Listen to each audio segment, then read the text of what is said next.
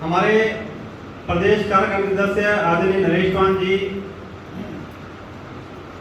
प्रदेश कार्यकारिणी सदस्य और इस संयुक्त मोर्चा सम्मेलन के कार्यक्रम के संयोजक आदरणीय ब्रिजलाल जी, आदरणीय श्यामलाल गुप्ता जी, जिला के महामंत्री विजय गुप्ता जी, मंडल के महामंत्री अनिल चौहान जी,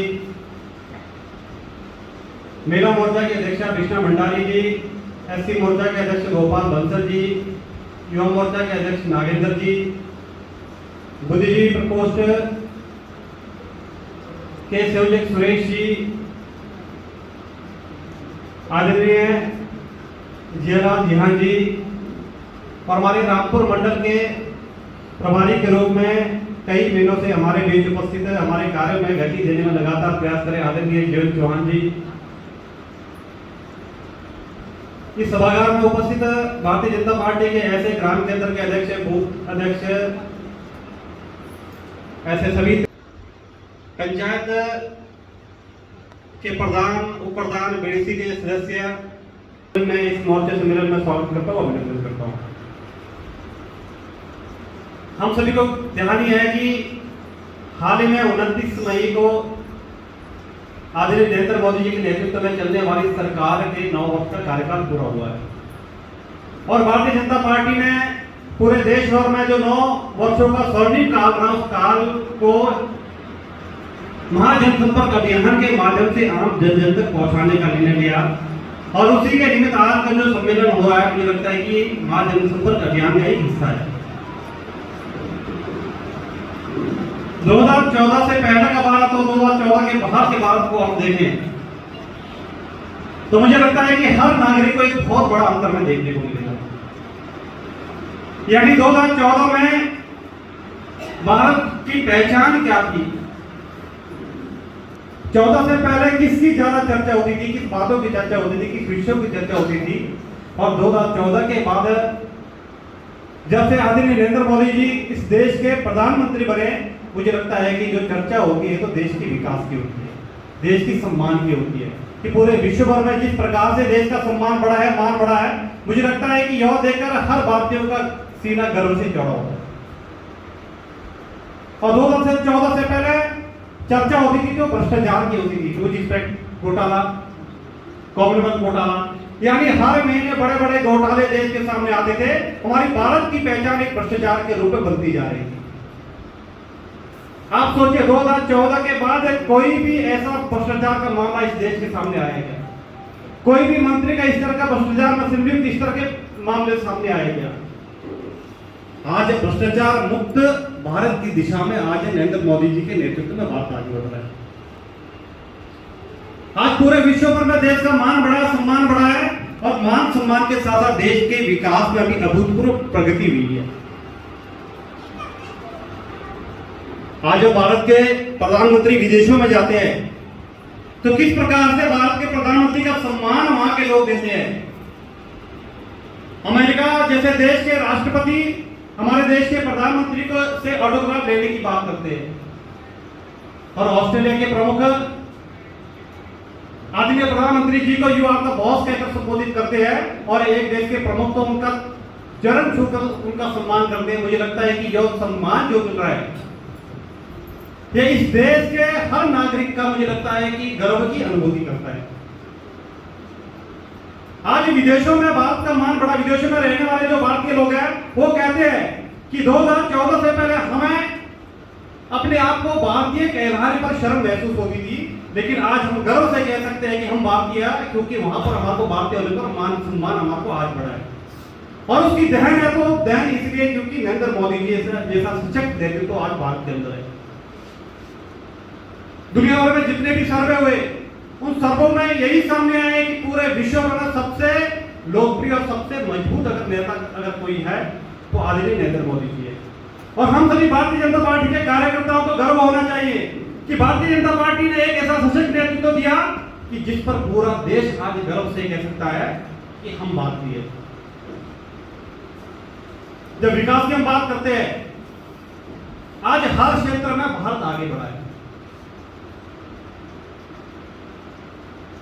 अगर योजनाओं की अगर बात करेंगे कि जो भारतीय जनता पार्टी का मूल उद्देश्य है कि हम समाज के अंतिम पंक्ति तक जो बैठा हुआ व्यक्ति है उसका भी उत्थान करना चाहते हैं। ऐसे उसको ध्यान में रखकर जितनी भी प्रकार की योजना लाई, उस योजनाओं से आज हर समाज का अंतिम व्यक्ति उसका लाभ ले रहा है। उज्ज्वला योजना, जिसमें महिलाओं को धुएं से जो खाना बनाती थी उससे मुक्त करके उनको मुफ्त में सिलेंडर बांटे गए। किसानों को 6,000 की किसान निधि हर साल उनके अकाउंट में आ रही है। और एक बात मैं कहना चाहूंगा आप सभी से कि एक समय ऐसा भी था जब दिल्ली में बैठे हुए लोग कहते थे, उस समय की सरकार में बैठे हुए लोग कहते थे कि हम अगर दिल्ली से 1 रुपए हम गांव में गरीब के तक पहुंचा बेचते हैं तो उस गरीब तक 15 पैसा ही वहां पर पहुंचता है, बाकी 85 पैसा बीच में गायब हो जाता है। लेकिन आज नरेंद्र मोदी जी के नेतृत्व में यह तय किया है कि 100 रुपए अगर दिल्ली से भेजा जाता है तो 100 रुपए उसके अकाउंट में आज पहुंच रहे हैं। यानी जन धन योजना के माध्यम से समाज के हर व्यक्ति का अकाउंट खोलने का आग्रह किया। पूरे देश भर में लगभग 48 करोड़ अकाउंट जन धन खाते के माध्यम से खुले और उसका नतीजा ये हुआ कि आज ऐसे लाभार्थियों को जिसको सरकार उन तक डायरेक्ट बेनिफिट पहुंचाना चाहती है, आज उनके अकाउंट में जितने वहां से भेजते उतने उनके अकाउंट में आ रहे हैं। आयुष्मान भारत जैसी योजना लाई, जिन योजना के माध्यम से ऐसे गरीब व्यक्ति को इलाज 5 लाख तक का इलाज मुफ्त में करा सकता है। और उसी को ध्यान में रखते हुए हिमाचल की पूर्व की सरकार ने हिमकेयर जैसी योजना लाई। यानी अगर योजनाओं के अगर मैं गिनाने लगूं मुझे लगता है कि समय की कमी पड़ेगी। ऐसी योजनाओं के आधार पर ऐसे समाज का हर वर्ग का उत्थान कैसे करना है उसको ध्यान में रखकर सरकार ने योजना लाई। दूसरी ऐसे कई मामले हैं जिस मामलों को लेकर कई वर्षों से लंबित पड़े हुए थे। इस देश की जनता लगातार मांग कर रही थी ऐसे धारा 370 कब स्कीमें खत्म होनी चाहिए। हम नारे भी लगाने थे भारतीय जनता पार्टी के कार्यकर्ता। मुझे लगता है कि जो आज से 30 साल 35 साल 40 50 साल पहले के कार्यकर्ताओं को मालूम होगा, लगातार हमने नारे लगाए, जहां हुए बलिदान मुखर्जी वो कश्मीर हमारा है, जो कश्मीर हमारा है वो सारे का सारा है। यानी कश्मीर में धारा 370 खत्म होनी चाहिए। पूरे देश में एक निशान, एक झंडा और एक विधान होना चाहिए। ये हमारी मांग थी। इसको खत्म करने का काम इसी केंद्र की सरकार नरेंद्र मोदी के नेतृत्व में किया है। राम मंदिर भव्य राम मंदिर अयोध्या में बनना चाहिए, ये वर्षों से मांग थी। आज भव्य राम मंदिर बन रहा है, उसका उद्घाटन बहुत ही जल्द होने वाला है। ट्रिपल तलाक को खत्म करने का काम हमारी सरकार ने किया। यानी बहुत वर्षों से जो लंबित मामले थे उस मामलों का समाधान करने का काम हमारी सरकार के द्वारा हुआ। अब प्रश्न ये आता है कि 2024 में आम चुनाव होने वाले हैं। पूरी देश की जनता तो चाह रही है कि नरेंद्र मोदी जी फिर से इस देश के प्रधानमंत्री बनने चाहिए, लेकिन हम सभी भारतीय जनता पार्टी के कार्यकर्ताओं की जिम्मेदारी बनती है। क्योंकि होता क्या है कि हमारी जो जनता है बहुत ज्यादा समय तक बातें ध्यान में नहीं रहती है। साल 6 महीने से ज्यादा बातें उनके ध्यान में नहीं रहती है। ये हमने साबित कर दिया, क्योंकि जब प्रदेश की सरकार ने, जयराम ठाकुर जी की सरकार ने इतने काम किए, मुझे लगता है कि आज से पहले उतने काम नहीं हुए। लेकिन कांग्रेस के लोगों ने झूठ बोलकर भ्रम पैदा करके सरकार में आ गए। 10 गारंटियां दे दी कि 10 गारंटियां देंगे। उस गारंटियों के भ्रम में आकर कांग्रेस ने सरकार बनाई। लेकिन आज जनता अपने आप को ठगा हुआ महसूस कर रही है। वो कह रही है कि हमारे को तो ठगा गया, झूठ बोलकर हमसे वोट लिया गया। मुझे लगता है कि 2024 में भी यह परिस्थिति ना आए कि हम बाद में पछताना पड़े कि हम अगर जनता के बीच में गए होते, जनता के बीच में इन मुद्दों को पहुंचाया होता कि हमें इस तरह की भूल हमने जो की उसको पछताना पड़े। हमारी जिम्मेदारी बनती है कि जो एक महाजनसंपर्क अभियान के माध्यम से हमें मौका मिला है जनता के बीच में जाने का, केंद्र सरकार की उपलब्धियों को गिनाने का, पूर्व में भाजपा सरकार की उपलब्धियों को गिनाने का, इसको मुझे लगता है कि हम सभी कार्यकर्ता बड़ी ईमानदारी से जाएंगे और हर कार्यकर्ता, हर नागरिक से जाएंगे, इस बात को पहुंचाएंगे। नहीं तो आज प्रदेश सरकार के 7 महीने हो गए। 7 महीने के कार्यकाल में अगर रामपुर में अगर हम देखें, पूरे प्रदेश की बात भी नहीं करूंगा, रामपुर में अगर देखें कि प्रदेश सरकार तो बोली कि हम व्यवस्था परिवर्तन करने के लिए आए हैं। मुझे लगता है कि व्यवस्था परिवर्तन करने के लिए आए, जिस प्रकार की व्यवस्था परिवर्तन रामपुर के अंदर हमें देखने को मिल रही है, यानी रामपुर में हमारी सरकार ने 2 उप तहसीलें दी थी, एक ज्यूरी में, एक खैरी चट्टी में, और 2 उप तहसीलें पहले से, एक सरार में और एक तकलीफ में, ननगढ़ी में तहसील है। और हमारी सरकार के कार्यकाल में सभी उप तहसीलों में तहसीलदार थे। और आज क्या नाम होता है कि आज जैसे ही कांग्रेस की सरकार आई, दोनों उप तहसीलें तो बंद होगी, ताले लग चुके हैं, लेकिन जो पहले से ही उप तहसीलें थी सराहना और तकलीफ में, आज वहां पर नायब तहसीलदार तक नहीं है। वहां के लोगों को काम करने के लिए रामपुर आना पड़ता है। ये व्यवस्था परिवर्तन है कांग्रेस की सरकार का। यानी आम जनता को कैसे निराश करना है, हताश करना है, उनको कैसे परेशान करना है, मुझे लगता है कि ये व्यवस्था परिवर्तन का रूप कांग्रेस सरकार का है। खनेरी हॉस्पिटल में पिछले 5 महीनों से अल्ट्रासाउंड नहीं हो रहे। गायनी का एक ही डॉक्टर है, छुट्टी में चले गया तो पिछले 2 हफ्तों से पेशेंट को शिमला जाना पड़ रहा है। ईएनटी का डॉक्टर नहीं है, डिस्पेंसरी खाली पड़ चुकी है। और जो दुर्गम क्षेत्र में हमारे स्कूल है, वहां से स्कूलों में प्राध्यापकों में ट्रांसफर करा दिया अपना, जैसी सरकार आई, लेकिन आज वहां पर कोई अध्यापक जाने के लिए तैयार नहीं है। मुझे लगता है कि यह व्यवस्था परिवर्तन जो कांग्रेस का है, यही है व्यवस्था परिवर्तन। आज सड़कों की हाल क्या है, सरकार में बैठे वो लोग अपनी उपलब्धियों को गिनाने के लिए कुछ नहीं है, लेकिन जो पिछले सरकार ने जो काम किया है, जो केंद्र की सरकार के योगदान से जो काम चल रहे हैं, उनको ही अपनी उपलब्धियां बनाकर गिना रहे हैं। टिकर प्रणाली छड़कर बहुत ही ज्वलंत मुद्दा है। कई वर्षों से जनता भी मांग कर रही थी, भारतीय जनता पार्टी के कार्यकर्ता भी हर स्तर पर इसकी लड़ाई लड़ी है।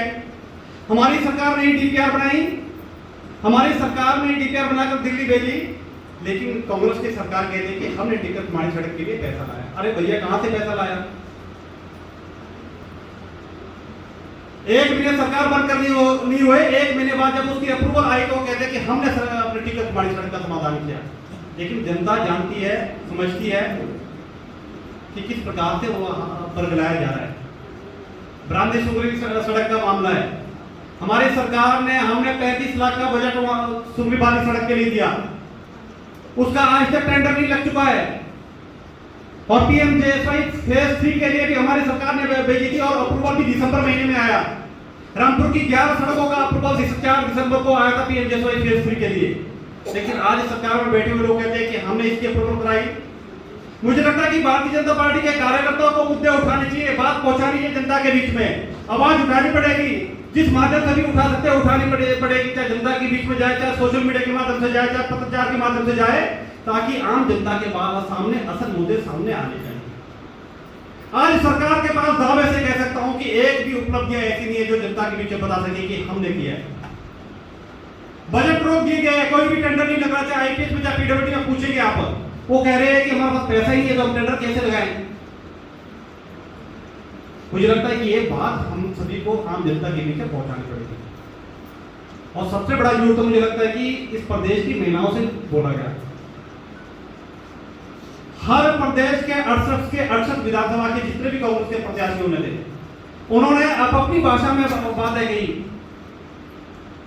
कि 1 महिला है तो 1500, 2 महिला है तो 3000, 3 है तो 4500, 4 है तो 6000, सभी को मिलेंगे।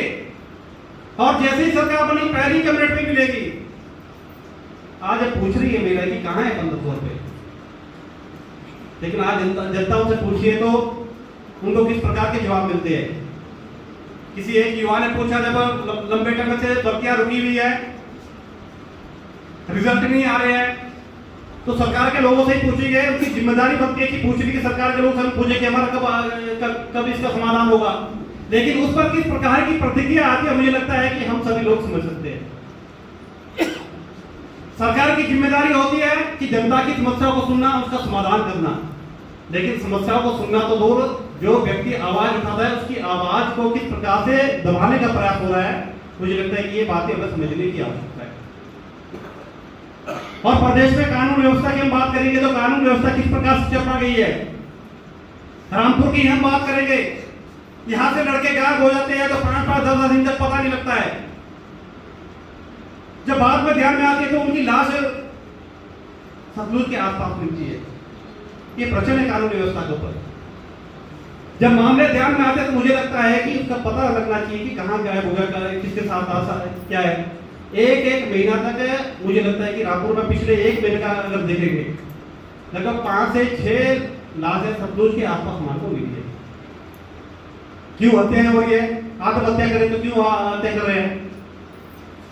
मुझे लगता है कि कहीं ना कहीं उसका एक बहुत बड़ा कारण अगर ये है कि जिस प्रकार से नशा का प्रचलन बढ़ा है और नशा रोकने में मुझे लगता है कि सरकार की जिम्मेदारी बनती है, कानून व्यवस्था की जिम्मेदारी बनती है कि अपना पुख्ता व्यवस्था क्षेत्र में करे।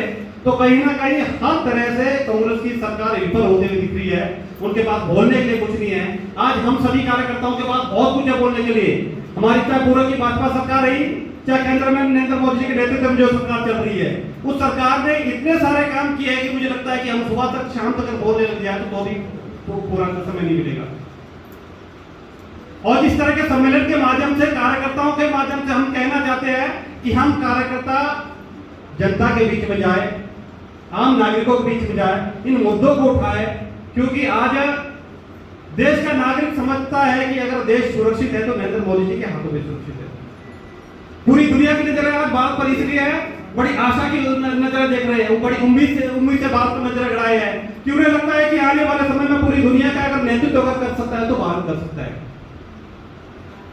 पूरी दुनिया की अगर महाशक्ति बन सकती है तो भारत बन सकती है। अगर पूरी दुनिया का अगर सिरमौर का बन सकता है तो भारत बन सकता है। और जब पूरी दुनिया का सिरमौर भारत बनेगा तो पूरी दुनिया में शांति स्थापित होगी, ये गारंटी है। क्योंकि जो भारत का विचार है, वसुधैव कुटुंबकम का विचार है, तो इस विचार के आधार पर जब देश आगे बढ़ेगा तो पूरी दुनिया में शांति होगी, कहीं युद्ध नहीं होंगे। मुझे लगता है कि इस तरह के पूरी दुनिया की नजरें आज भारत के अंदर है। हमारे देश के प्रधानमंत्री का दौरा भी अमेरिका में, आज लगातार जो ब्रेकिंग न्यूज रात वाली एक घंटे आती है कि अमेरिका में किस प्रकार से नरेंद्र मोदी के स्वागत के लिए तैयारियां चल रही है।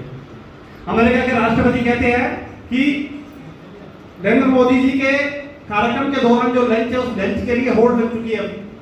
इतने सारे फोन आए, कहते हैं कि मैं जिनसे 10 साल तक बात नहीं, वो लोग फोन कर रहे हैं कि हमने नरेंद्र मोदी जी के साथ लंच करना है। वहां के हॉलीवुड के स्टार है, बड़े बड़े लोग हैं। मतलब नरेंद्र मोदी जी का इस तरह का कद अगर पूरे विश्व भर में बढ़ा है, मुझे लगता है कि हर भारतीयों का सीना गर्व से जोड़ा होता है। और हमें मौका है कि आने वाले 2024 के चुनावों में हम फिर से हिमाचल प्रदेश में चारों जो लोकसभा की सीटें हैं भारतीय जनता की झोली में डाले, और ताकि देश का नेतृत्व फिर से एक बार नरेंद्र मोदी जी के हाथों में सौंपे, ताकि हमारा देश लगातार आगे बढ़ रहा है, विश्व गुरु बनने की ओर अग्रसर है, और हमारी भी उसमें भूमिका हो। क्योंकि हम जो सपने देखते थे उस सपनों को साकार होते हुए हम खुली आंखों से उसको साकार होते हुए हम देख रहे हैं। अब हमारी जिम्मेदारी बनती है कि 2024 में फिर से नरेंद्र मोदी देश के प्रधानमंत्री बने और उसमें हम सभी कार्यकर्ताओं के भी योगदान उसमें सुनिश्चित हो। इतनी बात कहते हुए एक बार पुनः आप सभी लोगों का मैं इस कार्यक्रम में आने पर स्वागत करता हूं, अभिनंदन करता हूं। और विशेष तौर पर आज के मुख्य अतिथि आदरणीय अरुण ठाडा जी का विशेष तौर पर इस कार्यक्रम में आपने समय दिया, उसके लिए मैं आपका स्वागत करता हूं, अभिनंदन करता हूं। और हमारे साथ रोड के पूर्व पंचायत के प्रधान ब्रजेश जी भी हमारे बीच उपस्थित है, पूर्व पंचायत के प्रधान रहे नटवर भावटा जी भी यहाँ पर उपस्थित है। आपका भी इस कार्यक्रम में आने पर स्वागत करते हैं, अभिनंदन करते हैं। आप सभी का बहुत बहुत धन्यवाद। मीडिया से आए ऐसे मीडिया के बंधु भगिनी का भी इस कार्यक्रम में आने पर स्वागत करते हैं, अभिनंदन करते हैं। बहुत बहुत धन्यवाद। जय हिंद, जय भारत।